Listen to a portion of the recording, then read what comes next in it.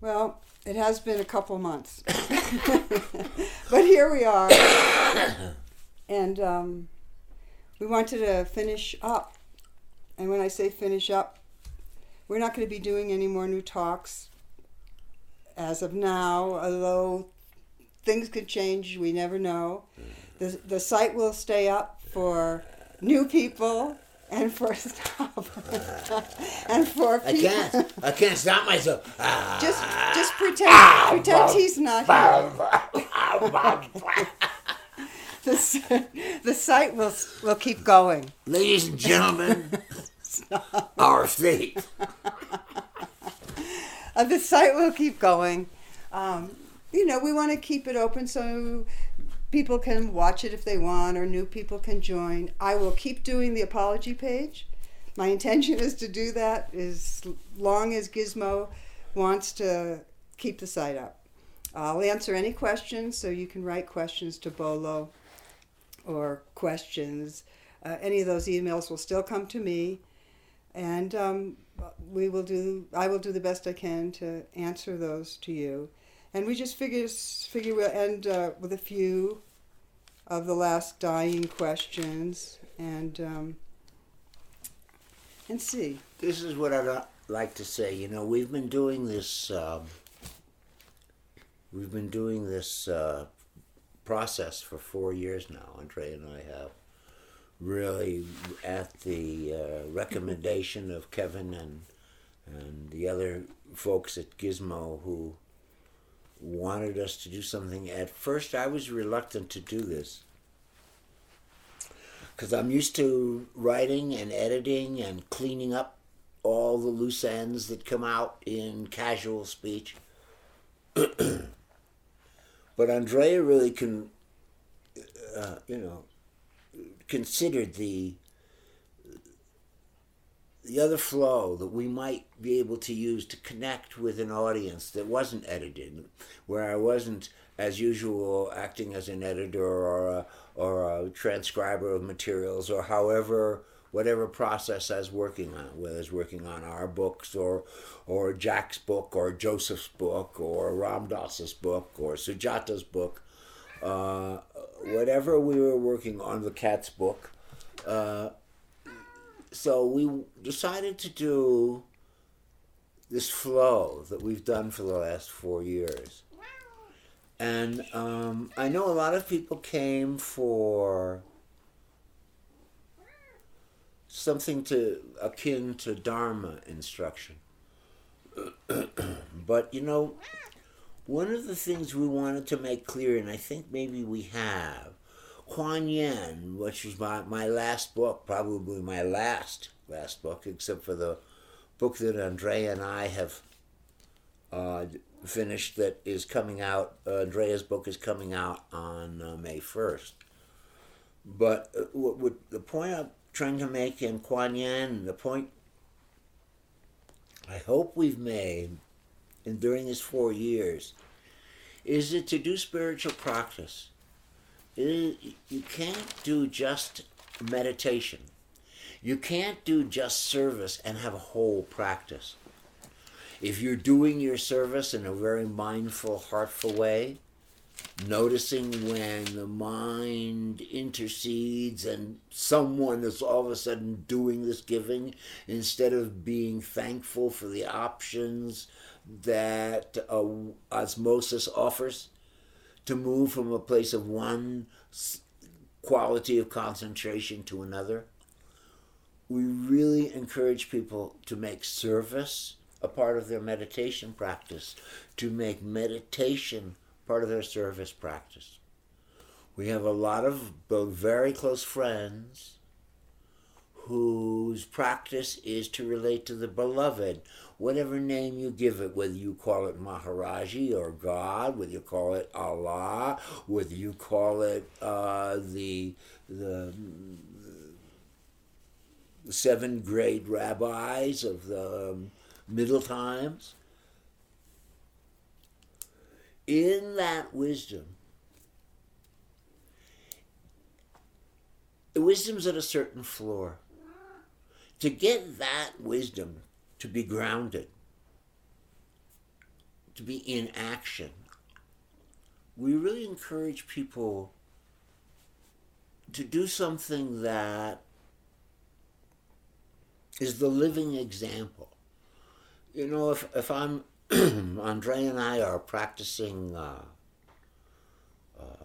meditation. We're sitting for periods, we're doing whatever we do. We live in something of a very peaceful, a very quiet isolation, and it's very sweet. We have lots of times to practice, to sit. But to do service, you have to go out at some level. You don't always, because you can do a lot of service right from where you are through ways like computers or telephones, where you're counseling people or listening to teachings. But you have to have that balance between going out and going in. Going in, quietness, the breath, sensation, wordless sensation, the action as moment to moment sensations, changing sensations. Buddha said, when you stand, know you are standing. When you sit, know you are sitting. In the space in between, sitting and standing, notice the intention to stand. Notice the first sets of muscles that tighten, the other ones that let go. Be thoroughly, profoundly involved in the simplest action. Giving someone food, very good. Knowing the process of mind-body in relationship to another human being, enormous. We're saying it's really wonderful to be a practicer of meditation. It's really wonderful to be a devotional practice. But if they haven't come together, if they haven't made a whole, as Gurdjieff might say, then your relationship is incomplete. Your relationship with God, your relationship with Buddha, your relationship with Patanjali's laws, with the 12-fold path, whatever, the 8-fold path, the 12-fold path of letting go of addiction, all of those things are not just the thing themselves. When they become whole is when the inner and the outer meet. You're not trying to just not drink. You're trying to be. On the other side of desire is the addiction to satisfaction. Satisfaction is a moment when nothing else matters. Now, when do you have moments when nothing else matters? When you're completely in love. When you're in the suchness of being. In that moment of satisfaction, you get to see beyond who you think you are to something that is essential in being. That which is essential in being can be an intrinsic part of everything we do. So that it isn't the doing, it's the It's the love that is willing to be. It is willing that the food that we give to someone else isn't our food, and there's no giving. There is just the motivation that we're aware of that moves through our body as love, as concern for another sentient being, as compassion, as loving kindness. Loving kindness becomes complete when action and intention become one. We, of course, are going to notice unwholesome intentions flit through. Oh, I'm someone giving food. Note the intention, note the judgment, be kind to yourself, be whole. Be whole. We're trying to learn to be whole, how to be in and out at the same time. Suzuki Roshi said, no inside, no outside. There's just the one. And that one includes everything. everything. We are, you are. We have an option to be whole human beings. We have an option to complete our birth. We're suggesting the value of giving, of offering, and the value of receiving are the same thing. Just one. What Stephen is speaking about, really, these are the keys, the important parts of us learning to expand. And we're on this site for a reason. We're all together for a reason for these years. We have a connection, and this connection is beyond us, our little bodies. We have a heart connection because all of you want to expand too. You want to be more heartful or more forgiving or more generous or more kind or to become more of who you always wished you to be. And through practice you will. You absolutely will. It takes a consistency of practice, but with that consistency you expand. And you could look back like yearly and you'd see that you're a little more expansive, a little more patient, just a little more understanding, more sensitive. And that's the way I like to look at it. I look back a year and I can kind of get a sense that my practice is expanding. In this life, I think the three keys when it comes to what you focus and work on is fear, because there's a lot of fear in all of us from time to time. And if we're really truthful, I have fear every single day. Not fear of somebody's going to hurt me or fear of this, just the state of mind of fear. Free floating. Free floating. It's there. You feel it in the body. After years of practice, you know where it is. You can soften. You watch it. You watch the different fear thoughts, usually the same kind of stress thoughts or worrisome thoughts. So it's very important to learn to work with fear. It's very important to learn depth forgiveness. It's not like, I forgive, but I never forget. That's not forgiveness. People say that to me all the time. Oh, I'm a very forgiving person, but I'll never forget. Reflect on that. If you say you never forget, then you're never forgiving. I'm talking depth. You might on the surface, so you can talk to that person. And maybe you don't want to forgive depth, but to be free, to be an expanded being, to be who you were meant to be, who you really are, which is love personified. There's nothing really in words. You need to learn to work with that, and of course loving kindness. Now there's many states that we all could skillfully work with, but those are really important because when our hearts aren't open, we say things we regret, we can get into trouble, we make poor decisions. When we're not forgiving, you're not completely present if your heart is closed to another person. It's okay. You have to find a balance. You've got to feel safe in this world, whatever makes you feel safe. But forgiveness is for us. It is not for someone else. And we're not saying that we forgive horrible actions. We don't. We're just saying maybe we could forgive so we might be free of that holding, that place of, it keeps you small when you're angry. It keeps you small when you're upset with someone. When you're upset with yourself, you're smaller. You're less intuitive. You're just not as available to yourself in the world. So those things are very important. When Stephen says, of course, you don't have to meditate, of course.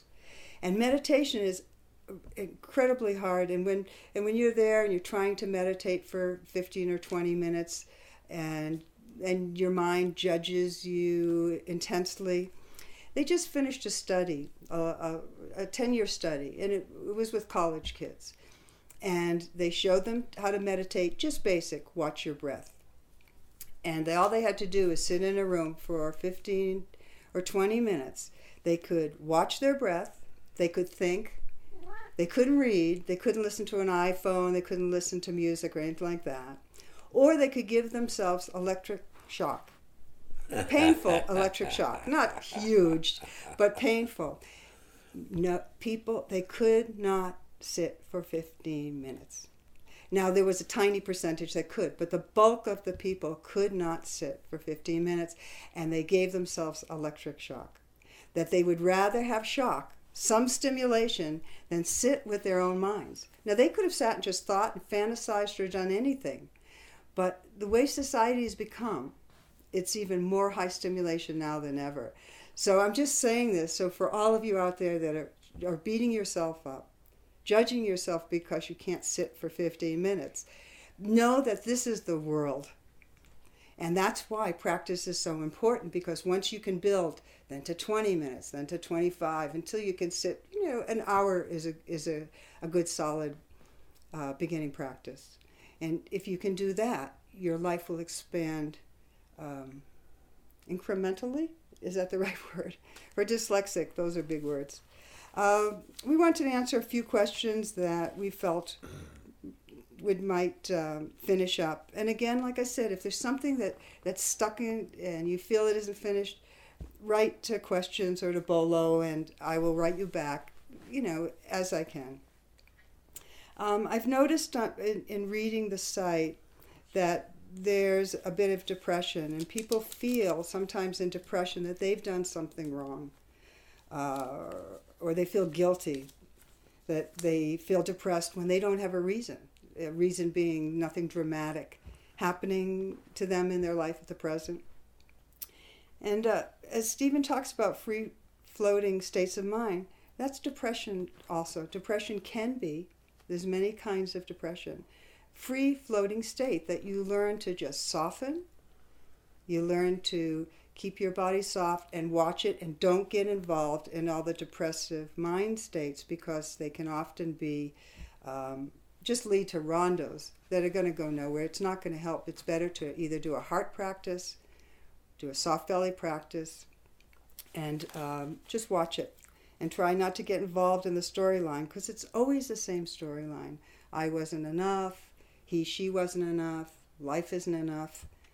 And so that's something to just notice. This is a free-floating state. It doesn't mean that you are unclear or damaged on any level. I feel depressed.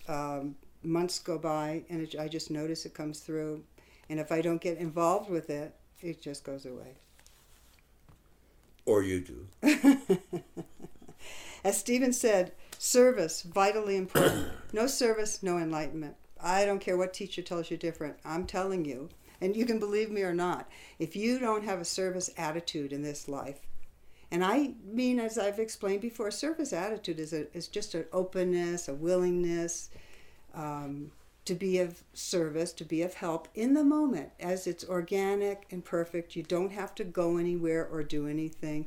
Just like some of you are on the apology page, reading, taking that time, taking a few minutes, sending some love or some forgiveness to whoever it is that put down that issue they were having. That's service. Service is an attitude, a way of looking at life. And without that attitude, I see no way for anyone to be free. Not that I know everything, but I'm just telling you what I sense. Well, there are a lot of people on the site that have pain, and they have not wanting to take a lot of drugs.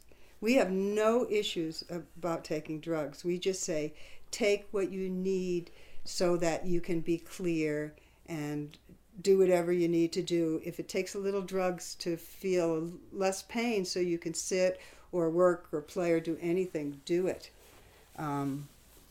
Because this is silly. This is just silly to think somehow you're purer if you don't take a drug when you need a drug for pain, and the same thing for emotional pain. If you need it, it is not going to interfere with your practice. It came up some time ago. There was a book about some mild tranquilizer that was around. It was quite popular. I don't remember what it was, but and one of the author, who was a meditator, said that she saw many people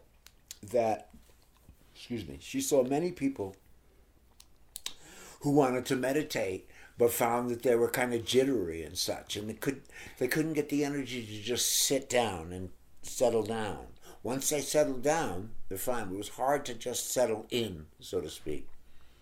In Buddhism, it's hard to find your seat. It's hard to just get that balance on your cushion, on your bench, on your chair, wherever you're sitting under a tree, but just with that place where the axis of your body and the earth and the surroundings all become one. Stillness. And she was asked, well, should I take these medications? As Ondrea is saying, we are in a very toxic society. The imbalance of our society is so great that I think with whatever little bit we can do to put an iota more of loving kindness into the world, an iota more of giving into the world instead of taking. A lot of people are trying to get more.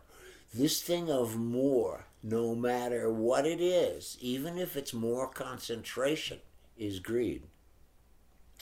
We need to see what these states are so we can investigate them instead of getting billboarded by greed. And the subtext is, you're not a good ex-Christian, Jew, atheist, your religion is impure, your prayers. No. What we're trying to learn is mercy. The most difficult person to find mercy for. That's how you rebalance the axis in ourselves, in the world. When you talk to somebody and they're really listening, they're open, they're not getting their answer already waiting for you to stop. When you're just present and can be there, there's a mercy. You have a feeling that you're talking into another human being, and they are listening into you. That sense of care. I don't think there's anything different between care and love. When that care is there, when you could sit. Now, if you have a problem sitting, a problem getting to the place where you can start cultivating some of that care, maybe the first care you give, as Ondrea said, is if you needed to take some reprobamate or whatever you're taking to settle down, maybe during the day and such, so you can remember to remember. Do it. Is there anything more important than mercy? Don't get stoned. If you get stoned, you get sloppy. Buddha didn't say don't take drugs. He just said don't take drugs to the point where you lose mindfulness. Mindfulness is very, very precise. It's very delicate and is as strong as steel, and as it gets balanced in the axis where it and everything else is one thing. You need to take something. Now, we know people who have a lot of physical pain because of illness. And they say, well, I don't want to take the pain medication because it makes me, whatever it makes you, your mind moves too much, telling yourself stories, so to speak.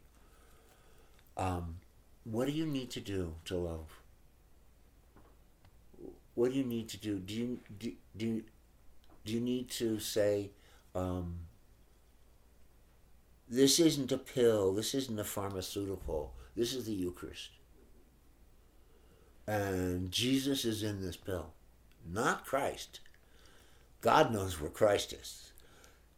Jesus is in this pill. Jesus is in your heart. What need you do to get the pain out of the way, where your body feels like broken glass, to soothe it? Have mercy. Treat your body like it was your only child. A little bit now, there is an impulse profound in us to grasp, for we were saying earlier, that feeling of satisfaction, that feeling of not wanting anything else, which drugs can do, but they do it from the top down instead of from the bottom up. They don't come from the root quiet that we already have within us. They're just a suppression.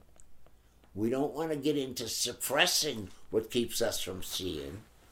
We want to encourage the ability that we have to see clearly.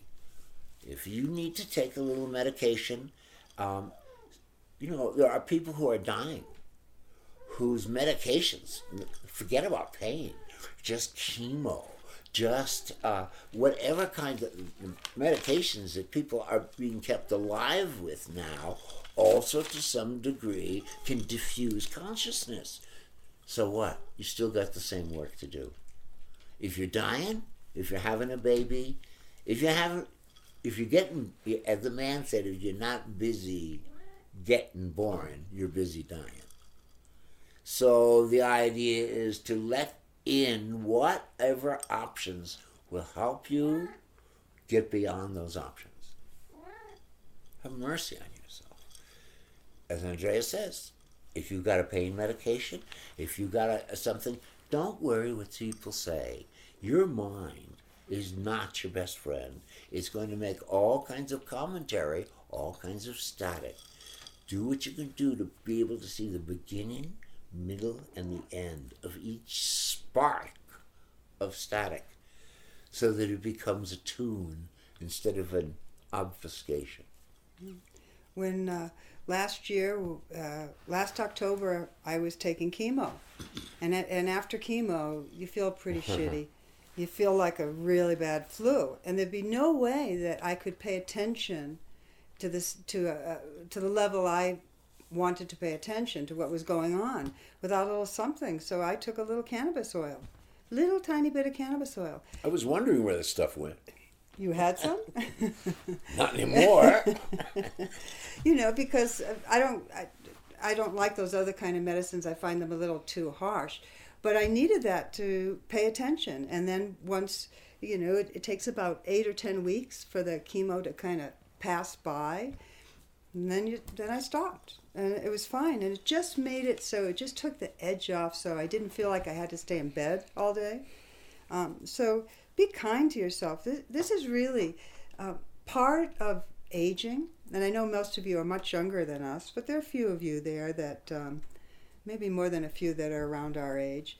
But part of aging is the body is breaking down. There's pain. There's discomfort. So we're not saying run away from it. We're saying to not resist, because resistance increases pain, to be as open and soft and go into the pain. We're taught to go away from it, to do anything we can to distract. We're saying the way that you work with pain, the way you get insight, the way you lessen it is to not resist, to go into it, to soften. Stephen's written about it in the books, but unless you're open and can keep your body soft or pay attention to the areas that are in pain, it's going to be more painful than it needs to be. And I'm not talking about acute pain. I'm not talking about that intense bam. I'm talking about the dailies, arthritis, headaches, those kind of things, flus. People have asked, and we've really not spoken about this, but what's dying like? So we wanted to just a little bit, because again, everything's pretty much in the books. And we just wanted to give people a little bit of a sense of when it's time, when it's your time, our time. The most important thing is that you have the surroundings that make you feel the best. If you're someone who chooses to die at home, because it's your own bed, your own music, your own everything, and there's a level of security in that. For some others, there's a level of security in being in a hospital. It doesn't matter. It's really what makes you feel best. And dying is really where these supposedly solid beings, solid-ish, and it's basically, so we call this a solid element. And the solid element changes from the solidity, which you'd say is earth element, right, to then is air element and water element and so forth. So what happens is the solidity starts to go away. You become lighter and lighter. The body is of less and less consequence. Now, if it's in pain, of course, there's you feel that, but you can balance that. And basically, you become lighter and lighter, and often leave through the top of the head, the heart going up through the head. So that's why when you're dying, a heart practice is very skillful. You've done your other practices. Now it's your time to go. And by doing heart practice, you stay very present. You stay as concentrated as you can be. And when fear arises, you can breathe in and out of your heart, because it is unknown. We will all feel, most of us will feel some fear. But it's very safe, very secure, and a very merciful process. So understandable that there's fear, but also know that you're also protected too. And you'll be fine, and it's a safe journey. But there's difficulties before you leave the body, for sure. Some pains and aches and stuff like that. And dying is a little bit like when you give birth. You'd say that, something like that, a little bit like giving birth? Well, my remembrances of giving birth. Well, So it's like, but so it's kind of when you're there with somebody, it's a little bit like they're letting go of the body. They're letting go of years and decades of holding. So it's quite a process. And if you ever get to be in that process, to be supporting someone, it's quite it's a process that will possibly change you for life, in the best sense. And not to wait till, you hear all these things, people telling stories about how they had a sense of completeness or wholeness, or the balanced axis in balance with everything else. But you can have those experiences now in meditation, being with others in a merciful, loving way, being part of the divine suchness of being.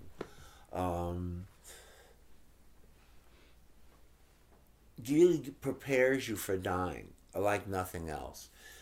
Being okay with others' suffering. It takes a long time to be okay with others' suffering. You just want to change it. You want to change it, and to be able to just soften, to be able to just care for somebody else, to just be able to hear what might be needed. And sometimes what might be needed is just being quiet.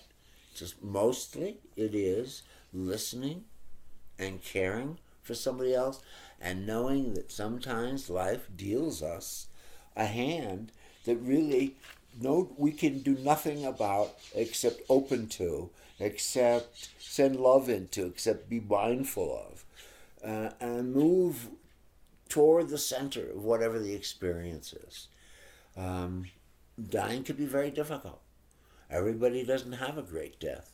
In fact, the really great deaths are probably, and I say great death, I mean somebody who dies with their heart open, and fear doesn't obscure or block or dull the reception, the details of what's going on. Sometimes we have that. Sometimes we have a time where, it's just, we've seen people just melt. Their life is done. It's not a big spiritual, it's not a big social, it's just like, I'm finished. And there's a sense of just completion. And it's not Christian, and it's not Jewish, it's not even religious. It's the spirit itself, simple and easy as it was, having entered, we step from the river, we're patted off, and we become. That's our life. At the end of that, what happens of the becoming? We'll see. But if we've learned to become with kindness and mercy, without too much expectation, which causes so much suffering for ourselves everyone else that's around. We can die easily. We can die with loving kindness. We can die even though we have a bunch of medications which make us all fuzzy and everything. Just remembering love. Just remembering, I don't know which way is up, but I know which way love is. It works enough to take us through without terror.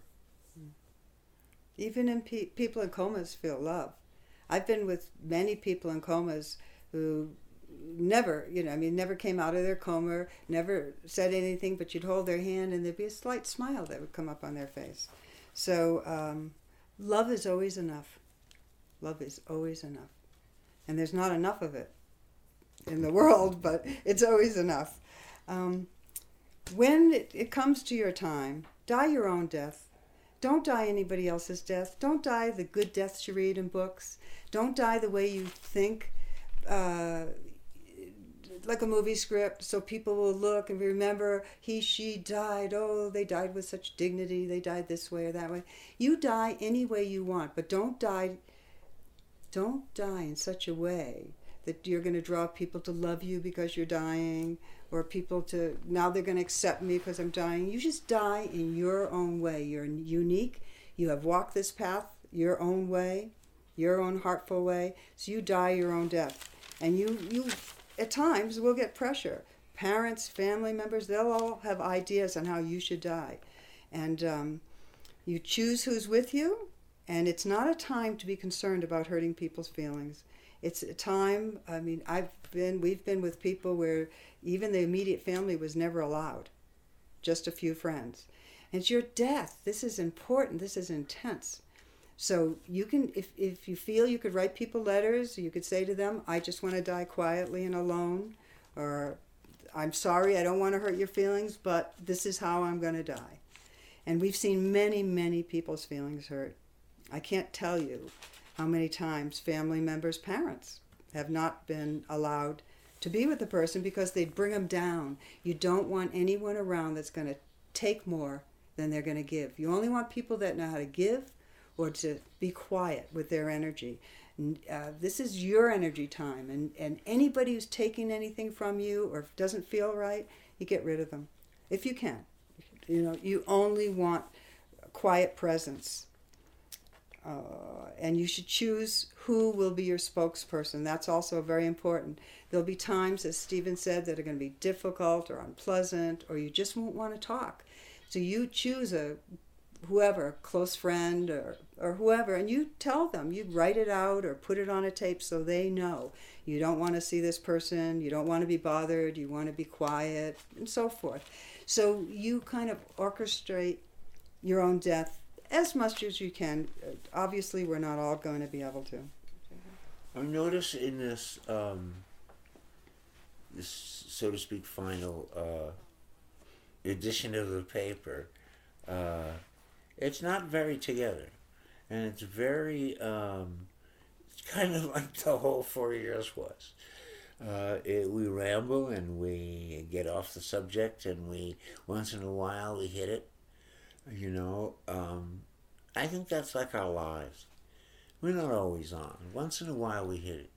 And those moments we hit it, those moments when we're balanced, that's the moments when there's nothing obscuring our listening to someone, when our self-mothering falls into the background, quiets down, crosses its legs, and just goes into a quieter space. That, if we get that once in a while, there's a lot of discussion whether such a thing as Sahaj Samadhi actually exists, where a person is always in that state. And there are people who are considered to be in that state who say that's not so. That you really, if you have a moment or two, if you have 5 minutes in a day when you're really quiet and open, that is the best day of your life. And if you think that you're always going to be clear, you know, sometimes we come on this and we're just so clear and we're listening to what we're saying. We even talk about it afterwards that that's a good idea. We should work on it. This is a remarkable game. This is an experiment in being alive. Birth is an experiment in being alive. Our 4 years doing this is an experiment in being alive. We're on maybe a very small percentage of the time, but the intention to connect, the intention to understand ourselves, and with you, understand what love might be, what loving kindness might be, to break the fable of our life, and to enter the present luminous quality of consciousness. Somebody once said, well, what's the luminous quality? We say, close your eyes. When you close your eyes, is it dark? And if you say it's dark, it's because you're not paying attention. It's luminous when you close your eyes. When I close my eyes, close your eyes now. Is that dark? Even if you put your hand in front of your eyes so there's no extraneous light coming in, it's not dark. Here, let's try this. Close your eyes now. And with your eyes closed, see.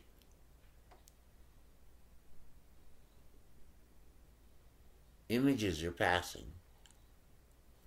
Note that animals, that's what an animal experiences. She does not experience words. She experiences images. When a cat is moving up on its prey, it's not thinking, I'm going to get it. It is experiencing images of moving forward. It knows its body. What we're trying to do now is to see clearly. So let's see the breath as sensation. Our eyes are closed. And there's sensation. Wordless sensation. Each breath.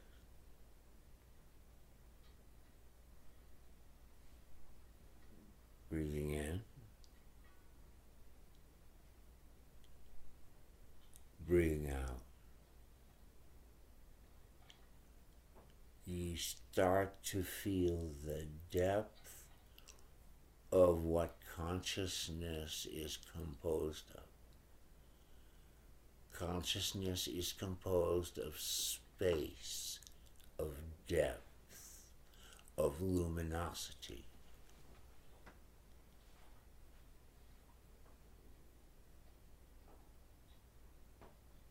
Breathing in,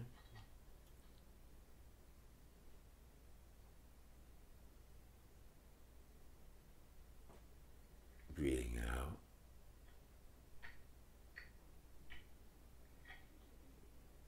There's just the experience of being. And in that experience of being is the sense of I, which is a complete construct of the mind. As you look into that depth, there's no I. There's an I looking. But in being, there's just being. Bring to mind someone for whom you have judgment.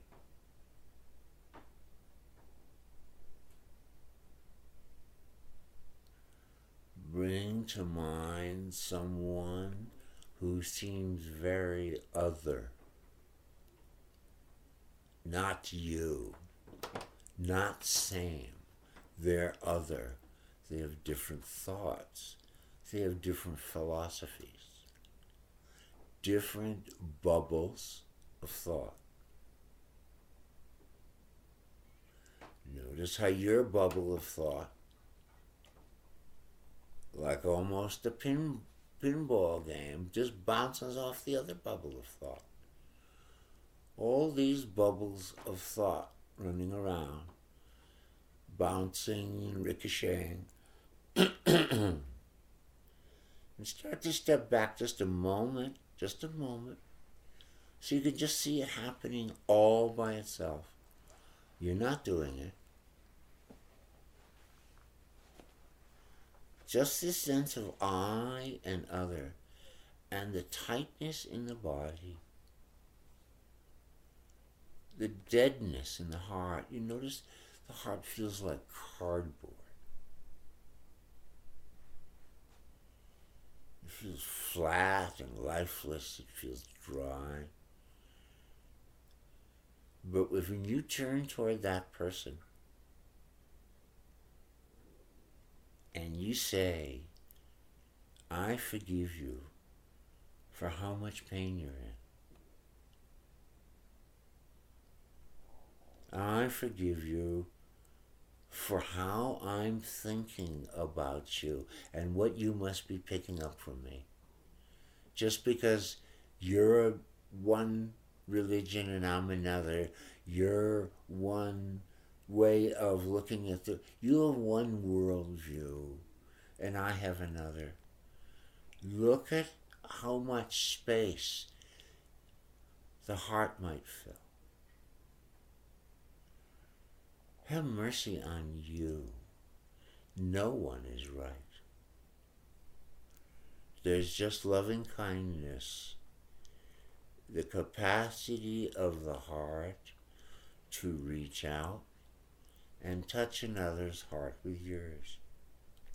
What only fear stops you from being alive, stops you from completing your birth.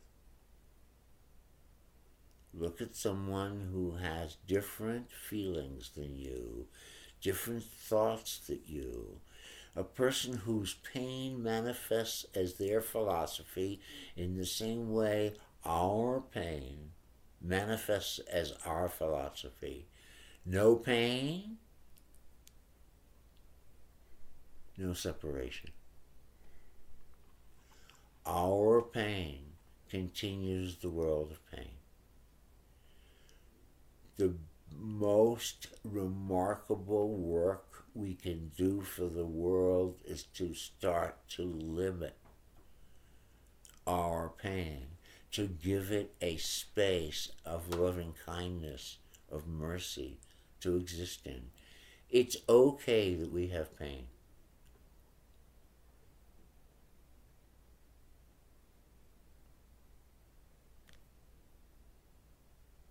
So it's been a great, I don't know if it's 3.5 or 4 years. I think maybe more like 3.5, but I'm not sure because people told us it was both. So, but this has been really great.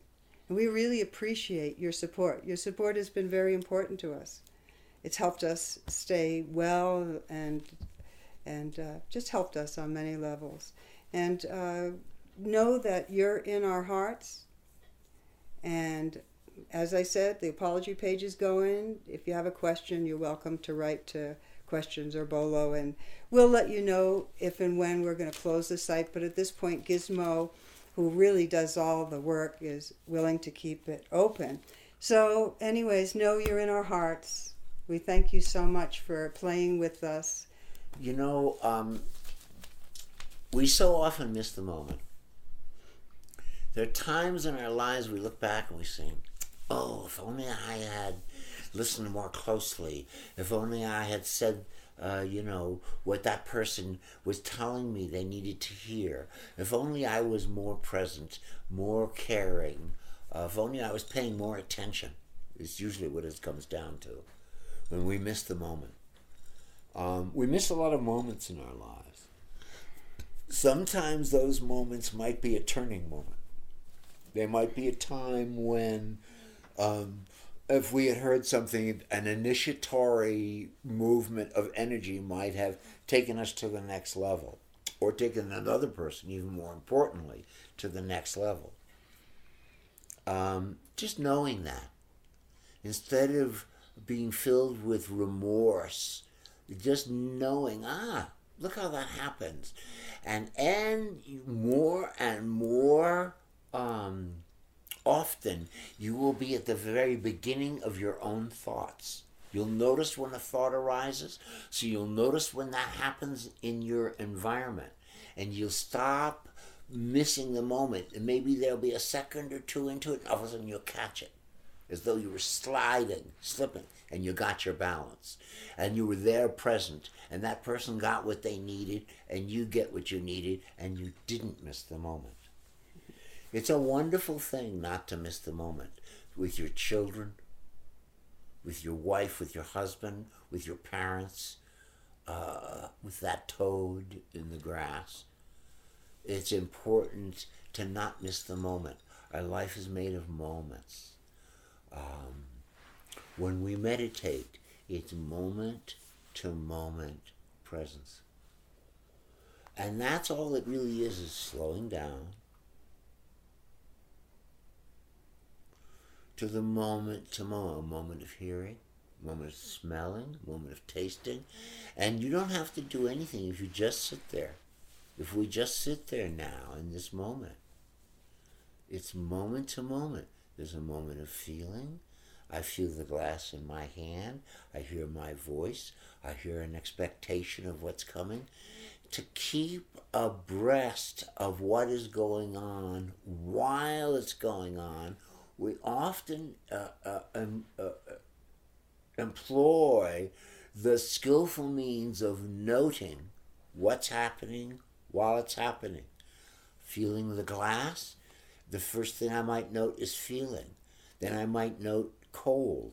Then I might note the contents of it, and I just watch. The mind's doing this all by itself. The I is an afterthought. Oh, I am thinking, I am feeling.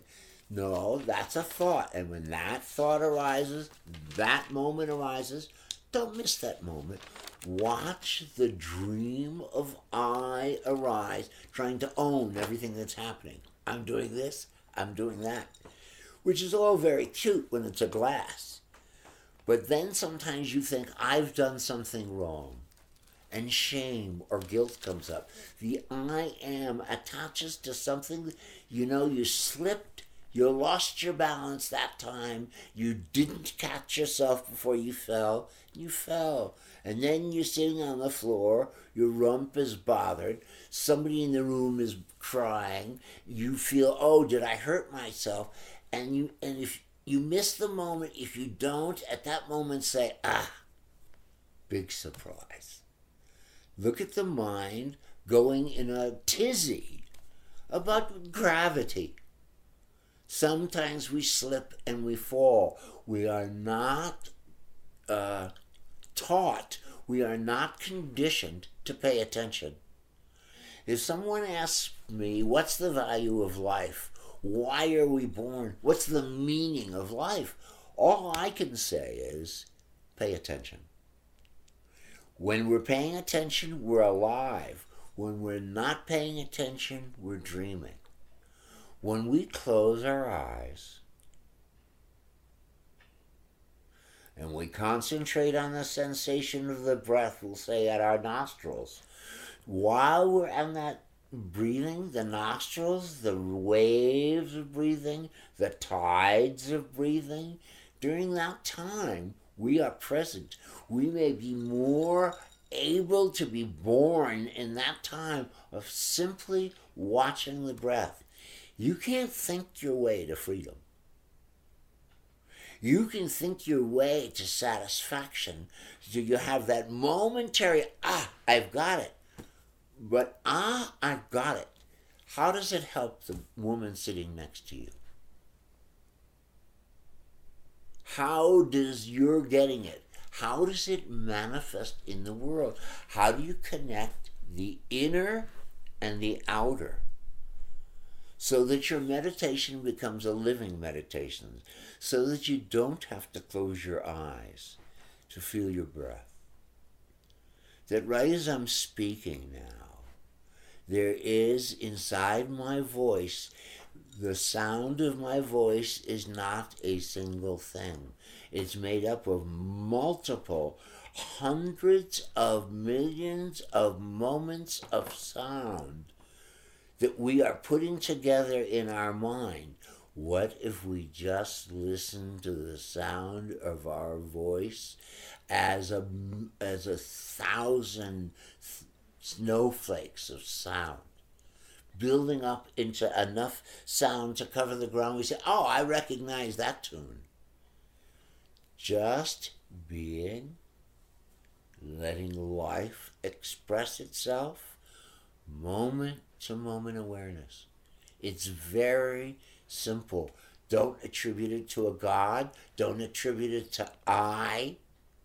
Attribute it to the miracle of being. Just the miracle that you and I can meet like this and not know who we are. The scrambling for self-identification is such suffering. And it causes holy wars, and it causes meanness of spirit, and it causes a lack of forgiveness, and it causes cruelty and unkindness and forgetfulness. Forgetfulness is deadly. Just the breath.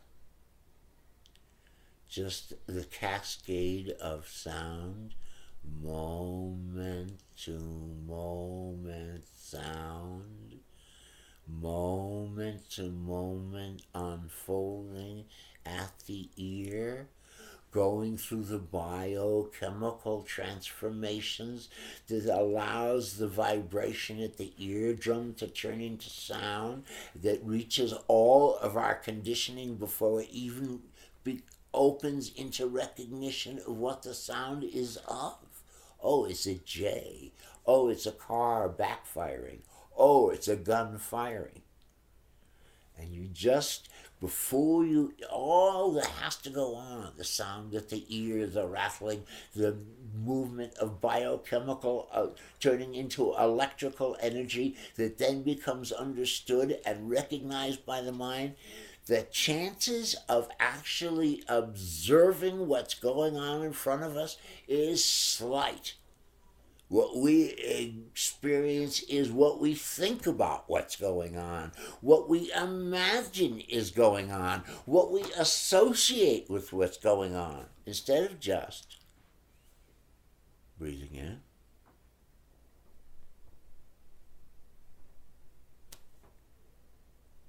breathing out. Sound as the unfolding of moment to moment vibration in the air against the eardrum, down the canal of conditioning, of fear, of self-protection, of can I let this in? Can I make this sound something that reinforces the fears that create the sense of self? Can I just be? One of the great things about aging is it insists that we just be.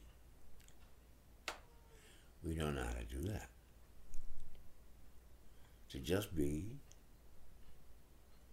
takes so much love, so much willingness to be seen.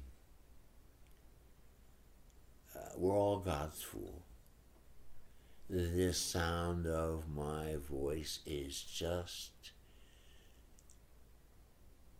the Big Bang continuing. We are so fortunate to not know. If we trust not knowing, if we just be. Oh, well, if I just be, then I won't be anyone. Two rabbis Ondrea belly tightens now as I tell No, this no, joke I for the softened. 10,000th time.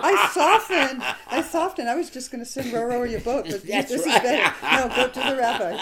To the rabbis. I haven't Two heard rabbis are in the front of the shul, the front of the temple, and they're just straightening things out and looking at the Torah, and they see in the back of the temple is a guy sweeping the room, and they're up in front of the Torah, in front of the fancy repercussions of believing you're someone and have a religion, have to be that way, and in front of it, and they're beating their chest and they're saying, I'm nobody, just emphasizing that God is so big and I am so small. It's like a Monty Python movie. And I am nobody. I am nobody. One rabbi says to the cantor says to the rabbi, and back and forth. You see at the back of the room, the guy who's sweeping up is also saying, I'm nobody. And they turn to each other and they say, look who thinks he's nobody. You know that. That's the crazy one. You can see we are stretching to try to give you more.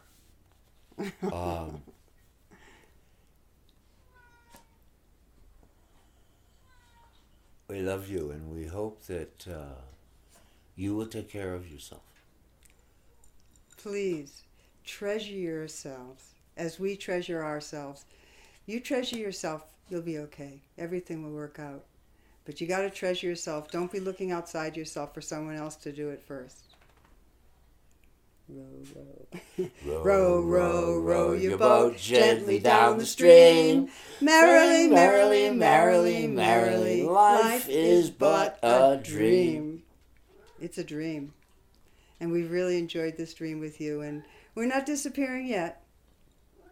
Bye. Namaste.